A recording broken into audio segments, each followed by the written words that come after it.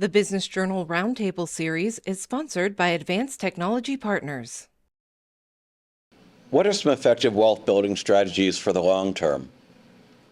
The stock market remains the biggest wealth generator on the planet, particularly in the US. So just as a concept, finding a way to participate in that. Typically, the wealth building for the long term, you want to use tax advantage strategies, right? And those could be IRAs, 401ks, HSAs, things like that. But those all have limits to it as well. So you're making more money than you know what to do with. You're maxing out your retirement accounts. Sometimes you can't always be strategic with how you do it from a taxable perspective. But certainly, and I'm not saying it's the only way, of course, internal businesses, a lot of people are successful in real estate.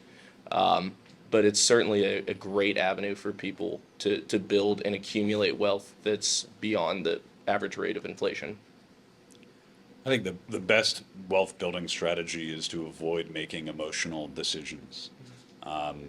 When you make the poorest financial decisions in your lives is when you make emotional decisions, when you buy things that you think you need to buy because you're filling some emotional gap in your personal being.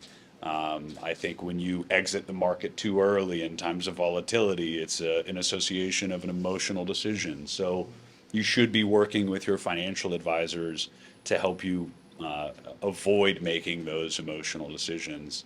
And if you can do that over and over again, you'll make good, solid, logical decisions. Those things will compound, and you will inevitably accumulate wealth as a result of that.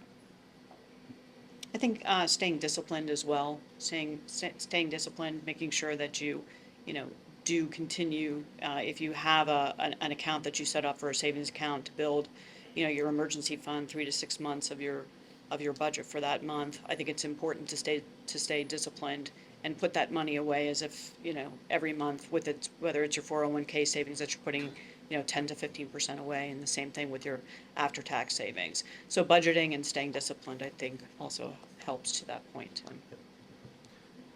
To not repeat what everybody else said, because I agree with all of that. It's and I know Tim will agree with this too. It's not what you make, it's what you keep, right? So having a tax lens on decisions as early as what container you're saving in. $1 million pre-tax IRA is not $1 million, right? It has a liability associated with it. $1 million Roth IRA, is $1 million plus. You get every dollar you earn on that is tax-free. So having that tax lens to wealth generation and wealth building and making those good decisions, earlier on in your savings, could make a big difference down the road.